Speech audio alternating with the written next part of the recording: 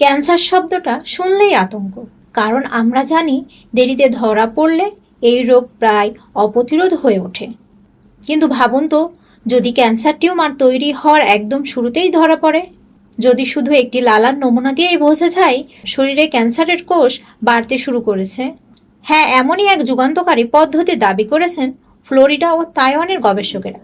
তারা বলেছেন, রক্ত পরীক্ষা নয়, এক্স রে নয়, এমনকি জটিল স্ক্যানও, মোমোগ্রাম নাই, মুখ থেকে নেওয়া সামান্য লালার নমুনা দিয়েই প্রাথমিক স্তরে স্তন ক্যান্সার শনাক্ত করা সম্ভব হতে পারে। কিভাবে কাজ করবে এই পদ্ধতি? গবেষকেরা একটি ছোট স্ক্যানিং ডিভাইস তৈরি করেছেন।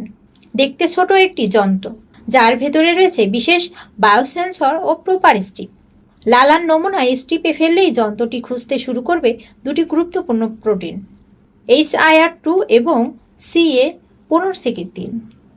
বিজ্ঞানীদের মতে স্তন ক্যান্সার হলে শরীরে এই দুটি প্রোটিনের মাত্রা অস্বাভাবিকভাবে বেড়ে যায়।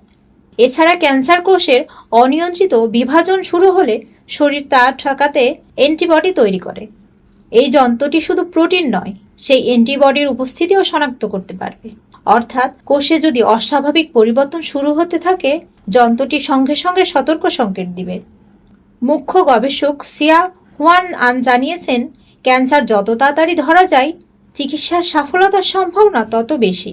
কারণ আমরা জানি, প্রথম পর্যায়ে ধরা পড়লে ক্যান্সার অনেক ক্ষেত্রে পুরোপুরি নিরাময়যোগ্য, কিন্তু দেরি হলে ক্যান্সার কোষ ছড়িয়ে পড়ে শরীরের বিভিন্ন অঙ্গে, তখন চিকিৎসা কঠিন হয়ে যায়। এখন পর্যন্ত এই প্রযুক্তি ইঁদুরের ওপর পরীক্ষা করা হয়েছে। পরবর্তী ধাপে মানুষের ওপর ক্লিনিক্যাল ট্রায়াল শুরু করার পরিকল্পনা রয়েছে। যদি এই পদ্ধতি সফল হয়, তবে ভবিষ্যতে ক্যান্সার শনাক্তকরণ হতে পারে আরও সহজ, দ্রুত এবং কম খরচে। হাসপাতালের দীর্ঘ লাইনে দাঁড়ানো বা ব্যয়বহুল পরীক্ষা ছাড়াই ঘরে বসেই হয়তো একদিন জানা যাবে শরীরে ক্যান্সারের ঝুঁকি আছে কিনা। ক্যান্সারের বিরুদ্ধে লড়াইয়ে এটি হতে পারে এক বড় পরিবর্তন। তবে মনে রাখতে হবে, এই প্রযুক্তি এখনও গবেষণার পর্যায়ে। চূড়ান্ত ফলাফল পেতে আরও সময় লাগবে। তবুও আশার আলো জ্বলছে, হয়তো খুব শীঘ্রই ক্যান্সার ধরা পড়বে আরও আগে, আর বাঁচানো যাবে অসংখ্য প্রাণ।